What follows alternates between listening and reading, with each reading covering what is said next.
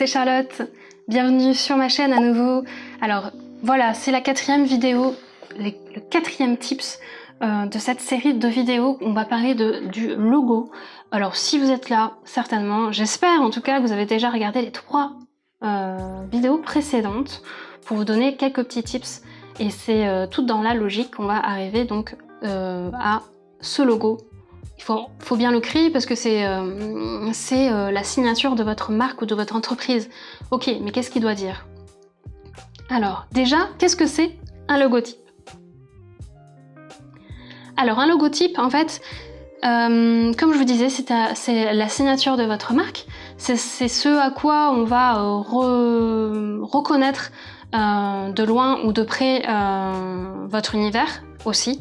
Et ça, dans le sens où justement il faut faire attention, il faut réfléchir à la typographie. Comme je vous disais dans une des précédentes vidéos, la typographie peut transmettre beaucoup de messages à travers justement, c'est comme notre écriture, vous savez, en fait quand vous écrivez, je sais plus comment ça s'appelle, je sais pas si vous avez le nom, si vous connaissez le nom, mais c'est lié en fait à la façon dont on écrit. On peut percevoir la personnalité qu'on a.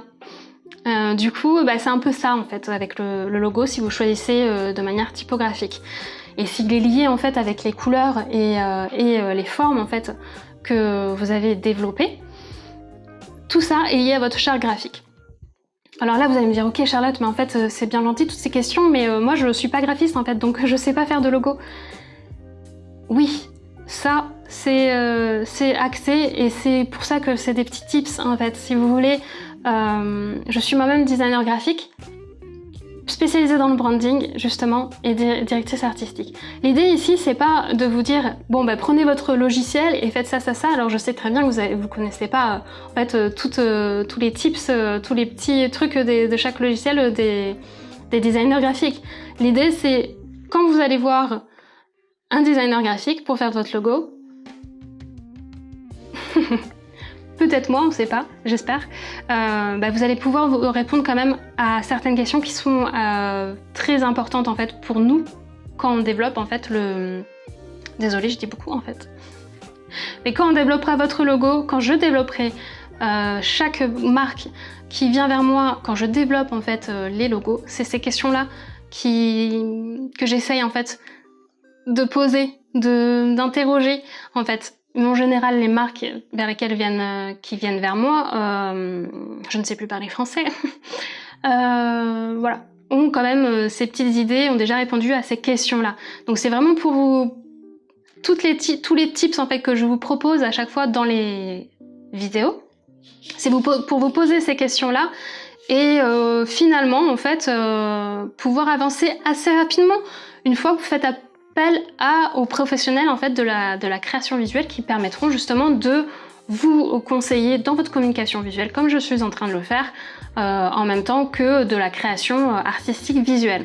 Donc voilà, moi c'est ça vraiment mon but aujourd'hui, c'est de vous faire comprendre qu'un logo en fait c'est pas juste un dessin ou une typo comme ça qu'on choisit parce qu'elle est jolie. En fait derrière il y a un message, derrière il y a dans les couleurs, dans le choix de la police, dans le choix des formes, ça veut dire quelque chose en fait.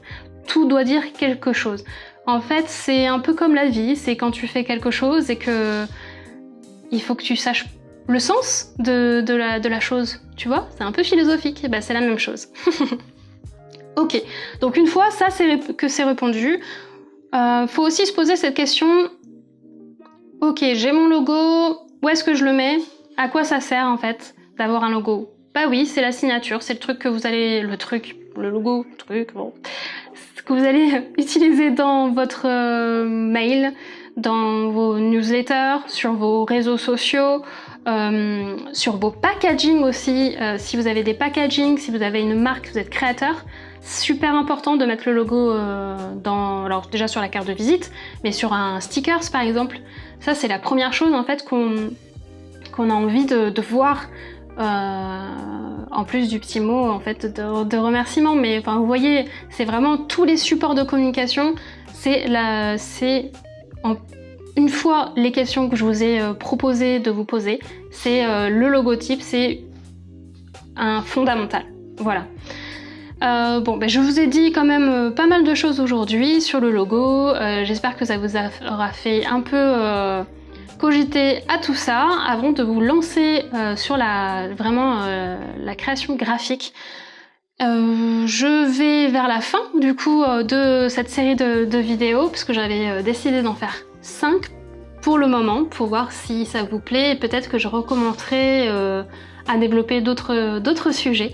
La 5e vidéo, du coup, j'avais pensé à vous proposer des petits tips, des petits conseils sur comment on raconte son histoire en fait à travers la communication visuelle. Parce qu'une fois qu'on a posé toutes ces questions-là, ça se corse un petit peu.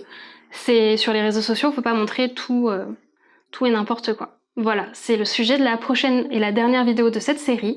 J'espère que du coup vous serez au rendez-vous. Moi je vous dis merci d'être encore là et je vous fais des bises. Si encore une fois vous avez des questions, n'hésitez pas en commentaire, j'y répondrai avec plaisir. Ciao!